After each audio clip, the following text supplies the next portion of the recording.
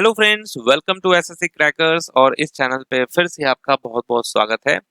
तो RRB NTPC 2025 exam के लिए हम लोग ज्योग्राफी का एक बहुत इंपॉर्टेंट टॉपिक को कवर करेंगे, लॉन्गिट्यूड्स एंड लैटिट्यूड्स, यानी कि देशांतर और अक्षांश, और साथ में continents and ocean, in topics को भी हम लोग कवर करने वाले हैं।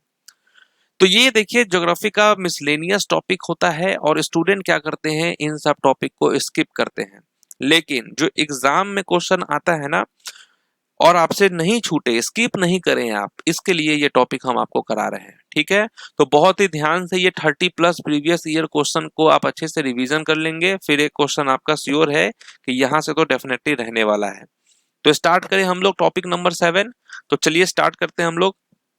पहला क्वेश्चन शानदार, जबरदस्त, जिंदाबाद आ चुका है आपके सामने कि भारत की मानक मध्य रेखा किस स्थान से होकर गुजरती है। वो कौन सा स्थान है जहां से भारत की मानक मध्य रेखा गुजरती है? तो आप क्या कहेंगे? मिर्जापुर कहेंगे। ठीक है, मिर्जापुर। तो ये जो मध्य रेखा है वो उत्तर प्रदेश, उड़ीसा, आंध्र प्रदेश, मध्य प्रदेश, छत्तीसगढ़, इन राज्यों से होकर गुजरती है। नेक्स्ट है, कर्क रेखा डैश से होकर नहीं गुजरती है। तो वो कौन सा राज्य है जहां से कर्क रेखा जो है वो नहीं गुजरती है? तो क्या होगा, कौन सा वो राज्य है? तो आप कहेंगे नागालैंड। कर्क रेखा जो है भारत के 8 राज्यों से होकर गुजरती है, जिसका नाम है राजस्थान, गुजरात, मध्य प्रदेश, छत्तीसगढ़, झारखंड, वेस्ट बंगाल यानी पश्चिम बंगाल, त्रिपुरा, मिजोरम, इन सभी राज्यों से होकर गुजरती है।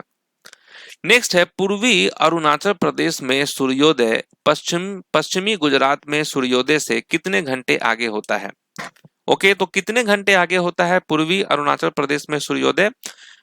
तो आप कहेंगे 2 घंटे। तो 2 घंटे आगे होता है गुजरात में सूर्योदय से। पश्चिमी गुजरात में सूर्योदय से कितने घंटे आगे होता है? तो 2 घंटे आगे होता है।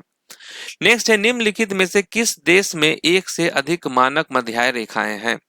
ठीक है, तो वो कौन सा देश है जिसमें एक से अधिक मानक मध्य रेखाएं हैं? तो वो है यूएसए।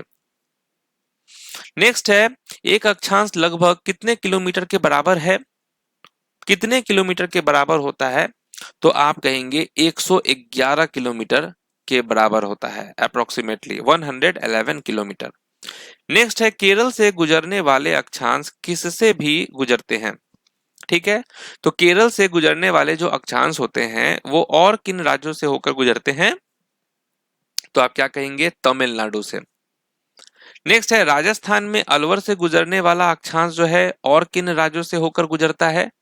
तो राजस्थान में ही एक डिस्ट्रिक्ट है अलवर, वहां से जो गुजरता है अक्षांश वो सिक्किम से भी होकर गुजरता है। ठीक है। नेक्स्ट है, भारत का दक्षिणी बिंदु इंदिरा पॉइंट ग्रेट निकोबार द्वीप के किस सिरे पर स्थित है?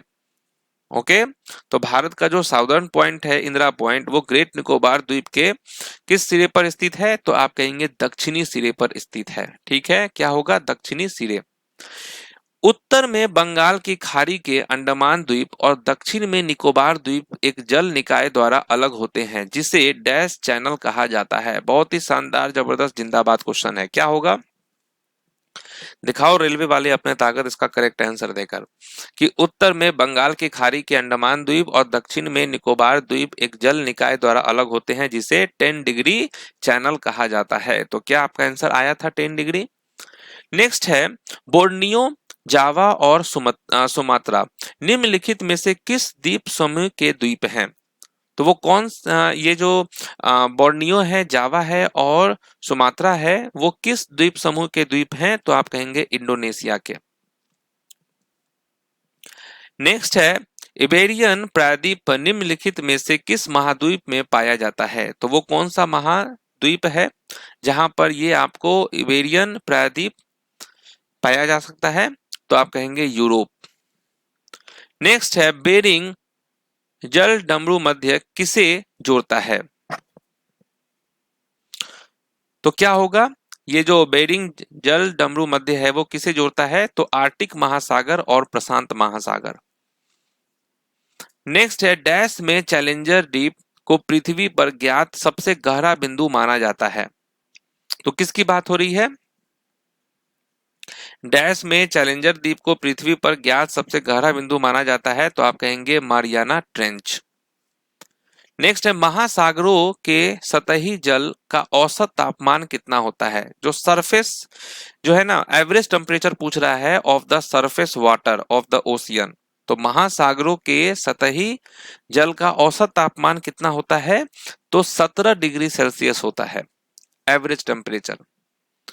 नेक्स्ट है कि निम्नलिखित में से कौन सा जल डमरू मध्य अटलांटिक महासागर को प्रशांत महासागर से जोड़ती है ना, जबरदस्त जिंदाबाद क्वेश्चन है कि कौन सी जल डमरू मध्य अटलांटिक महासागर को प्रशांत महासागर से जोड़ती है, तो आप कहेंगे मैगलन जल डमरू मध्य। नेक्स्ट है भूमध्य सागर में सबसे बड़ा द्वीप कौन सा है। भूमध्य सागर में सबसे बड़ा द्वीप कौन सा है। कितने लोगों को इसका आंसर मालूम है, कमेंट करके बताना। नहीं आता है याद कर लेना है आपको। तो भूमध्य सागर में सबसे बड़ा द्वीप जो है वो सिसिली है। ओके।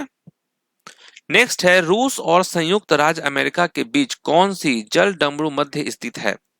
रूस और संयुक्त राज्य अमेरिका के बीच कौन सी जल डमरू मध्य स्थित है, तो आप कहेंगे बेरिंग जल डमरू मध्य। ओके।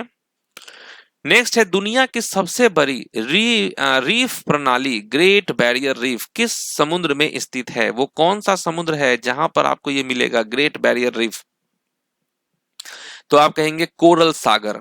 ओके, कोरल सागर। नेक्स्ट है माउंट विंसन निम्नलिखित में से किस महाद्वीप पर स्थित है। माउंट विंसन जो है वो किस महाद्वीप पर स्थित है, तो आप कहेंगे अंटार्कटिका पे। नेक्स्ट है बाफिन द्वीप किस महाद्वीप पर स्थित है। Baffin Island is situated in which of the following continents, तो बाफिन द्वीप किस महाद्वीप पर स्थित है, तो आप कहेंगे अफ्रीका पर। नेक्स्ट है सोनोरन रेगिस्तान किस महाद्वीप में स्थित है। सोनोरन डेजर्ट जो है वो किस कॉन्टिनेंट में आपको मिलेगा। टोटल 7 कॉन्टिनेंट्स होते हैं, तो किस कॉन्टिनेंट में मिलेगा, उत्तरी अमेरिका में। नेक्स्ट है कोलंबिया पठार किस महाद्वीप में स्थित है। कोलंबिया पठार किस महाद्वीप में स्थित है, तो आप क्या कहेंगे, उत्तरी अमेरिका में है ये। नेक्स्ट है अक्षांश रेखाओं को और क्या कहा जाता है, और इसका भी नाम है। जैसे आपका नाम है ना, ऐसे आपका नाम महेश है तो आपको लोग प्यार से कहते होंगे कमलेश, गणेश। उसी तरीके से अक्षांश रेखाओं को और क्या कहा जाता है, तो इसको समांतर रेखाएं कहा जाता है। ठीक है। नेक्स्ट अक्षांश रेखाओं को समांतर रेखा भी कहा जाता है क्योंकि वे भूमध्य रेखा के समांतर क्षैतिज रूप से चलती है तथा पूरब से पश्चिम तक पृथ्वी का चक्कर लगाती है। नेक्स्ट है भूमध्य रेखा और उत्तरी ध्रुव के बीच कितने डिग्री अक्षांश है। भूमध्य रेखा और उत्तरी ध्रुव के बीच कितने डिग्री अक्षांश है, तो 90 डिग्री। ओके। नेक्स्ट है देशांतर रेखाएं किस दिशा में मापी जाती है। जो देशांतर रेखाएं होते हैं उसको किस दिशा में मापी जाती है, तो आप कहेंगे उत्तर से दक्षिण दिशा में।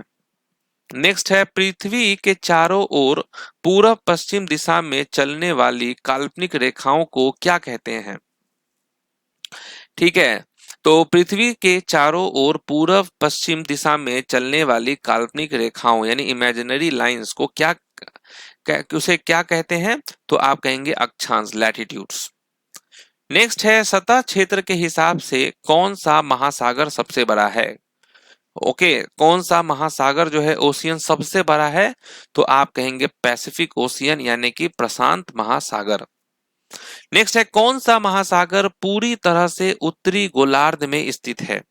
वो कौन सा महासागर है जो पूरी तरह से उत्तरी गोलार्ध में स्थित है। ठीक है, तो आपका आर्कटिक महासागर हो जाएगा। पृथ्वी की सतह का कितना प्रतिशत भाग महासागरों से ढका हुआ है,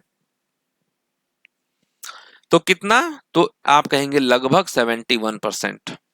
नेक्स्ट यूरोप महाद्वीप एशिया से किस पर्वत श्रृंखला द्वारा अलग है। यूरोप महाद्वीप जो है वो एशिया से किस पर्वत श्रृंखला द्वारा अलग है, तो यूराल पर्वत, इसके द्वारा। दुनिया का सबसे बड़ा गर्म रेगिस्तान सहारा रेगिस्तान किस महाद्वीप पर स्थित है। दुनिया का सबसे बड़ा गर्म रेगिस्तान सहारा रेगिस्तान किस महाद्वीप पर स्थित है? तो अफ्रीका।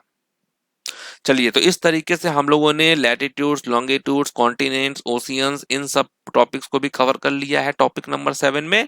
टॉपिक नंबर 8 हमारा होने वाला है नेबरिंग कंट्रीज का। तो देखिए, अभी ज्योग्राफी के सारे इंपॉर्टेंट टॉपिक्स का सीरीज चल रहा है, ठीक है। तो इसमें करीबन 5-6 टॉपिक्स आपके होंगे, फिर आपका ज्योग्राफी कंप्लीट हो जाएगा। तो मिलते हैं अब आपसे नेक्स्ट टॉपिक में, तब तक के लिए जो है ऑल द बेस्ट।